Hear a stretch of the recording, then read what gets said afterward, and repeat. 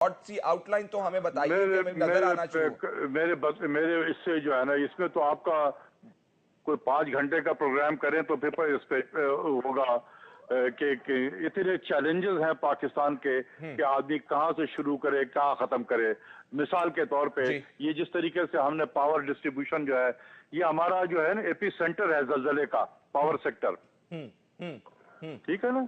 یہ ministry of finance نہیں ہے، یہ پاور سیکٹر جو ہے، پاور منسٹری، یہی ایپک سیکٹر ہے ہمارے ملک میں جو فائنینشیل زلزلہ آ رہا ہے.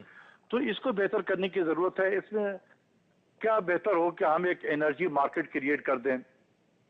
جس طریقے سے ہر چیز کی مارکیٹ ہے، اتنے ساری انڈسٹریز ہیں جو ہماری چیزیں پروڈیوس کر رہی ہیں، تو ہم نے کمپارٹمنٹلائز تو نہیں کیا انڈسٹریز کو کہ اگر کوئی فیکٹری جو ہے وہ پشاور میں ہے، وہ اس کا مال کراچی میں بک رہا ہوتا ہے.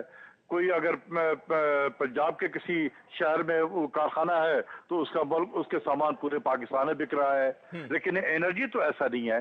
جو آئی پی پیز بجلی بناتے ہیں، انہوں نے ایک جگہ پر ڈالا ہوا ہے کہ انہوں نے فلاں ڈسکوز کو دینا ہے اور فلاں جنکوز کو دینا ہے، بس وہ پھر ڈسٹریبیوٹ کرے گا.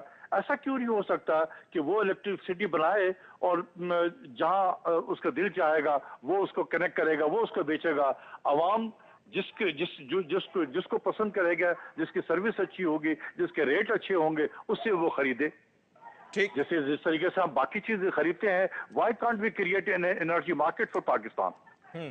تو اس کے لیے یہ ایک ایریا ہے کام کرنے کا. ہم نے کوشش کی پاور سیکٹر کو ٹھیک کرنے کے لیے، کبھی کوئی ڈسکو کوشش بنا نہیں کی دیا، ہے، کوئی آئی ایس کو بنا دیا. کوئی کوشش نہیں کی ہے.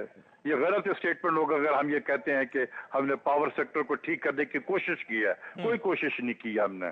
اگر کوشش کی ہوتی تو یہ 1200 بلین روپے کا یہ سرکولر ڈیٹ نہ کھڑا ہوتا. ٹھیک. بہت بہت شکریہ ڈاکٹر صاحب، ڈاکٹر